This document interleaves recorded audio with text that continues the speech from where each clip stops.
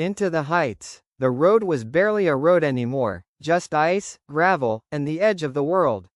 The Porsche 911 fought for every inch of traction, engine screaming in protest as I climbed higher into the Himalayas.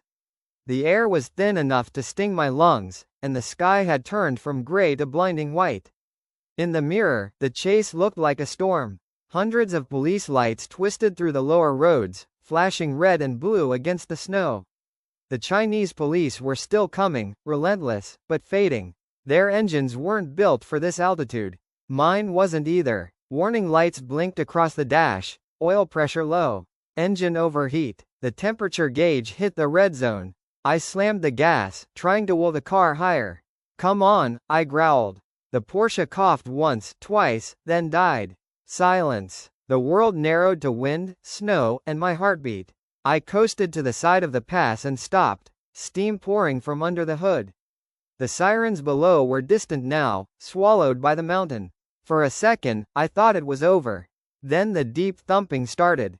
Helicopters. I stepped out into the snow, boots crunching on ice. Looking down the ridge, I saw them cutting through the fog, dozens of black gunships rising from the valleys, rotors whipping the air to shreds. The police cars were done, but they'd called in something far worse: special forces. Searchlights swept across the cliffs. The wind howled louder. I ran. There was no path now, just rock and snow. I scrambled upward, ducking under bursts of light, the helicopter's beams slicing through the mist all around me. My hands were raw, the cold biting through my jacket, but the mountain kept pulling me forward. That's when I saw it. Half buried beside an abandoned supply station, metal gray under layers of snow. Big, boxy, indestructible, a Mercedes-Benz Unimog, mountain modified. Snow crusted its tires, the windows frosted over, but it was intact. A miracle. I yanked the door open and climbed in, the cabin smelling of diesel and dust. My fingers found the ignition switch. The engine coughed once, then rumbled to life with a deep, throaty growl that shook the entire chassis. Above, the helicopters appeared, black shadows against the white peaks, dozens of them sweeping across the ridge. Their searchlights caught the Unimog just as I slammed the pedal. The vehicle lunged forward, tires chewing through the snow, diesel roaring like thunder. Gunfire cracked from above, tracer rounds tearing the air, sparks bouncing off the steel frame. I kept my foot down, bouncing over rocks and ice, the mountain falling away behind me.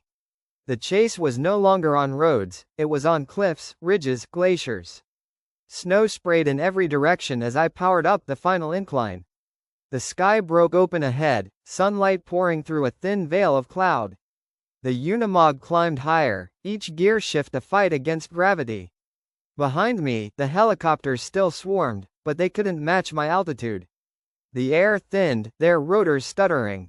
One dropped too low and spun out, smashing into a ridge in a flash of flame. The rest backed off, struggling to stay stable. Then I reached the summit. The Unimog crested the last rise, the world unfolding before me in endless white and gold.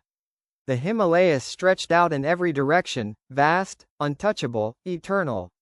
I pushed forward, crossing the ridge and down the far slope, the sunlight burning through the windshield. The radio behind me was still buzzing with orders I couldn't understand. Didn't matter. I was past them. The mountains were behind me.